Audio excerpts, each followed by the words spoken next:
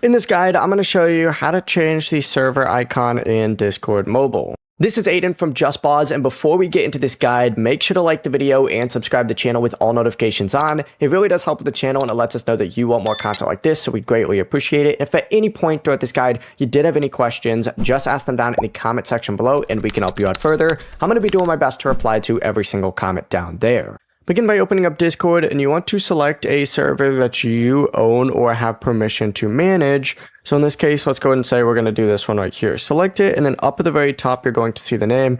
Go ahead and select that name and hit settings from there. It's going to redirect you to a page that looks like this. And once you're on here, you're going to see your current server icon up at the very top. Go ahead and select it, and you can change it from here. Like, let's say I want to go ahead and change it. I could choose another image, and it'll go ahead and pop up with this. You could scroll and zoom in, do whatever you got to do, and then hit apply whenever you're ready.